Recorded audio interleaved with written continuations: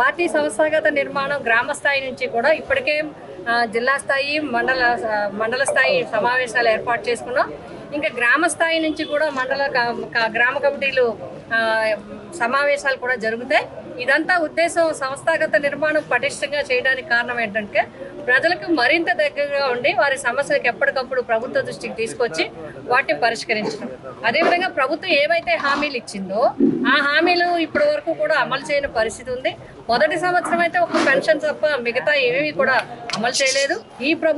ఈ కూటమి ప్రభుత్వము మొదటి సంవత్సర పథకాలన్నిటి ఒక్క పెన్షన్ తప్ప అన్ని పథకాలకి కూడా ప్రజలకి బాకీ ఉంది. ఆ బాకీని కూడా తొందరలో చెల్లించాలని చెప్పి మేము ప్రజల తరఫున కోరుతున్నాము. అదేవిధంగా ఇంకేమైతే హామీలు ఉన్నాయో ఇక్కడ 2 విషయాలు గమనించాల్సిన అవసరం ఉంది. ఇప్పటికీ వేసిన రైతు భరోసా కానీ అదేవిధంగా తల్లికి వందనం కానీ చాలా మంది లబ్ధిదారులని ఇన్వాలిడ్ చేశారు. వారిని కూడా వ్యాలిడ్ చేసి వారికి కూడా పథకాలు ఇవ్వాలని చెప్పి కోరుతున్నాం. అదేవిధంగా ఉచిత బస్సు, నిన్ననే ఉచిత బస్సు చెప్పారు. ఉచిత బస్సు చెప్పింది ఒకటి, ఎన్నికల్లో ఇచ్చిన వాగ్దానం ఒకటి, ఇప్పుడు అమల్లో జరిగే పద్ధతి ఒకటి. ఇంకా ఇది ఒక వారం 10 రోజులు జరిగితే కానీ ఏమవుతుందో కూడా తెలియని పరిస్థితులు ఉన్నాయి. ఎక్కడి నుంచి ఎక్కడికైనా ఏ బస్సు అయినా ఏ ప్రాంతమైనా వెళ్ళొచ్చు అని చెప్పారు. ఇప్పుడు బస్సుల్లో కూడా రిస్ట్రిక్షన్స్ పెట్టారు. ఇవన్నీ కూడా చెప్పేదానికి చేసేదానికి పొంతని లేకుండా ఉంది. ముఖ్యంగా ఇప్పుడు సీజన్ ఏంటంటే నారుమళ్ళు వేసుకునే సీజన్ ఇది. ఇప్పటికీ మొన్నటిదాకా వర్షాలు లేకపోవటం వల్ల ప్రాజెక్టులో నీరు కూడా తక్కువగా ఉండడం వల్ల పిఠాపురం రైతులు నారుమరికి నీరు అందక ఇబ్బంది పడ్డారు.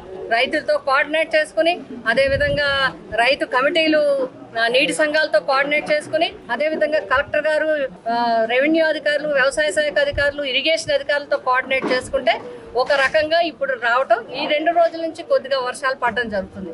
ఇక్కడ ఏంటంటే ఇప్పుడు అందరికీ కూడా యూరియా కొరత తీవ్రంగా ఉంది. మొన్ననే రైతుల తరపున జిల్లా స్థాయిలో కలెక్టర్ గారిని కలిసి యూరియా గురించి చెప్పడం జరిగింది. అక్కడక్కడ చెదురుమదురుగా స్టాక్ వస్తుంది తప్ప మొత్తం దగ్గర వ్యవసాయ శాఖ అధికారులు అందరూ కూడా దీంట్లో తప్పనిసరిగా పర్యవేక్షణ చేయాలి. ఎందుకంటే 2 రకాలు జరుగుతాయి. ఒకటి మొత్తం దగ్గర 16,000 మండలానికి ఒక్కటికి మన నియోజకవర్గం మొత్తం మీద వేలాది ఎకరాలు నారుమళ్ళు జరుగుతుంటే కేవలం కొద్ది స్టాక్ మాత్రమే తేవడం జరుగుతుంది. దీనివల్ల ప్రైవేటు వారు ఒక పెత్తనం పెరగటం వల్ల రైతులు కూడా బస్తా దగ్గర ఒక 50 రూపాయల వరకు నష్టపోవడం జరుగుతుందని వారే విజ్ఞప్తి చేయడం జరిగింది. కాబట్టి ఏదైతే మేము వారం క్రిందటే ఈ విషయాన్ని కూడా ప్రభుత్వ దృష్టికి తీసుకొచ్చాం. మళ్ళీ వ్యవసాయ శాఖ, రెవెన్యూ శాఖ, అదేవిధంగా ఇరిగేషన్ వీళ్ళంతా కూడా మార్కెటింగ్ శాఖ పర్యవేక్షణ చేసి ఎక్కడ రైతులకి యూరియా కొరత లేకుండా చూడాలి, బ్లాక్ మార్కెట్లో అమ్మకుండా చూడాలి, పూర్తిగా యూరియా అందించి వ్యవసాయ రంగానికి పాటుపడాలి. ఇంకొకటి ఏంటంటే రైతు భరోసా కింద ఇచ్చిన వాటిలో చాలా మందిని ఇన్వాలిడ్ చేశారు. కౌలు రైతులను ఆదుకోవాలి. అదేవిధంగా రైతాంగానికి రైతు భరోసా అన్నది అందరికీ ఇవ్వాల్సిన అవసరం ఉంది.